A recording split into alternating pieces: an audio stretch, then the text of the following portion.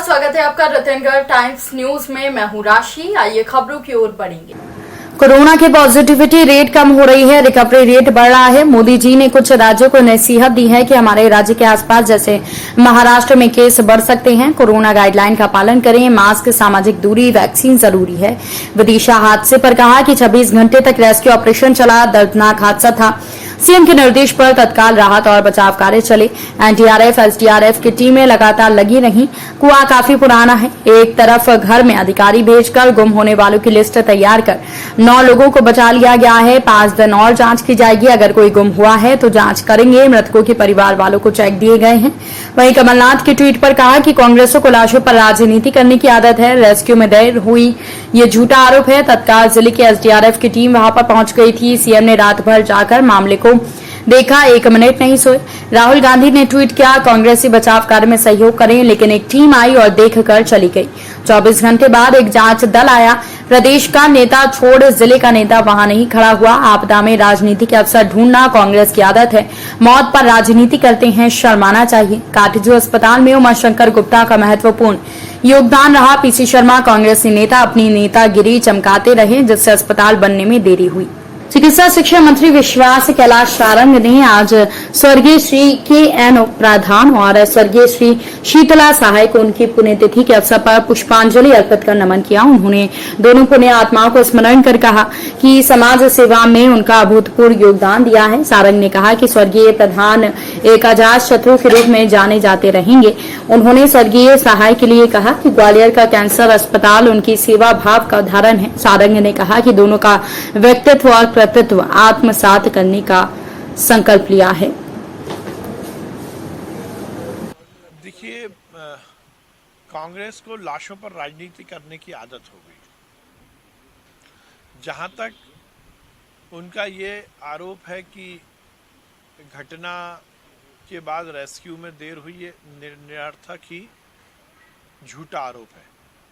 सभी तरह की कॉल डिटेल से आपको ये प्रकट होगा कि तत्काल प्रभाव से घटनास्थल पर जो एसडीआरएफ थी, जो उसी दिक्कत इसलिए आएगी कि प्रशासकीय अमला मुख्यमंत्री जी के प्रोटोकॉल में बिजी ना हो जाए, इसलिए माननीय मुख्यमंत्री जी ने स्वयं पूरी रात जगकर पूरे मामले को देखा।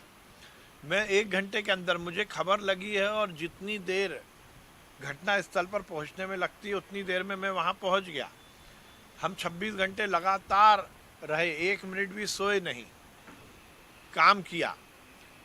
फिर दूसरी बात, कमलनाथ जी कहाँ हैं? कांग्रेस के बाकी कार्यकर्ता कहाँ हैं? कल जांच दल आया है शाम को, लगभग 24 घंटे बाद, 24 घंटे घटना होने के बाद कांग्रेस के नेता कहाँ थे? प्रदेश का तो छोड़, जिले का नेता भी वहां पर उपस्थित नहीं हुआ। वहां के पड़ोस के विधायक वहां पर कांग्रेस के जो हैं वो उपस्थित नहीं हुए। कमलनाथ जी मुआवजे को लेकर बात कर रहे हैं। मैं उनसे पूछना चाहता हूं, 15 महीने उनकी सरकार रही, वो मुख्यमंत्री रहे, उस समय भी मध्य प्रदेश में हादसे हुए, उन्होंने कितने लोगों को कितना मुआवजा दिया, इसका भी हिसाब जनता के सामने प्रकट कर दे। तो आप ट्वीट कर दो, वाह कमलनाथ जी, वाह राहुल गांधी, मौतों पर राजनीति करना शर्म आनी चाहिए कांग्रेस के नेताओं को। आपको और तो कुछ तो मौका मिलता नहीं है तो लाशों पर राजनीति करते। कोरोना में भी यही किया। अब इस तरह की हृदय विदारक घटना में ऐसी मानसिकता रखना निश्चित रूप से लाशों पर राजनीति करना ही है। देखिए, अब मुझे नहीं मालूम कि कौन कब आया है, कहाँ आया है, पर कांग्रेस में सब कुछ अच्छा नहीं चल रहा, ये हम कह सकते हैं। नहीं, देखिए, ये जो काटजू अस्पताल शुरू हुआ, इसमें बहुत बड़ा योगदान उमाशंकर गुप्ता जी का है।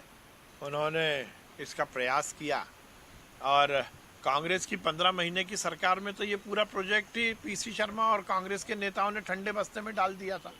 यदि पीसी शर्मा चाहते या कांग्रेस चाहती तो ये तो 1 साल पहले ही बनकर तैयार हो जाता, और उनकी लेट लतीफ़ी के कारण, क्योंकि उन्हें ठेकेदारों से वो कुछ नहीं मिल रहा था जो वो चाह रहे थे, डेडिकेटेड कोविड हॉस्पिटल बनाएं, और इसीलिए हमने वो काम किया। माननीय मुख्यमंत्री जी ने विगत दिनों उसकी शुरुआत की है। केयर संस्था के माध्यम से बिना सरकार का पैसा लगे हुए हमने उसको कोविड हॉस्पिटल में परिवर्तित किया है। उमाशंकर जी को इसका बड़ा श्रेय जाता है, और यदि पीसी शर्मा श्रेय लेना चाहते हैं तो बेगानी में अब्दुल्ला दीवाना जैसी कहावत ही चरिता। कोरोना की पॉजिटिविटी रेट रोज कम हो रहा है, रिकवरी रेट बढ़ रहा है, परंतु जैसा माननीय प्रधानमंत्री जी ने कल कुछ राज्यों को हिदायत दी है कि उन राज्यों में लगातार कोरोना के केसेस में बढ़ोतरी हो रही है, और उनमें से बहुत सारे राज्य हमारे राज्य से जुड़े हुए हैं। खासकर पूरी तरह से कोरोना आचार संहिता का पालन करते हुए अपने जीवन को जिए, मास्क और सोशल डिस्टेंसिंग, और उससे महत्वपूर्ण है वैक्सीनेशन।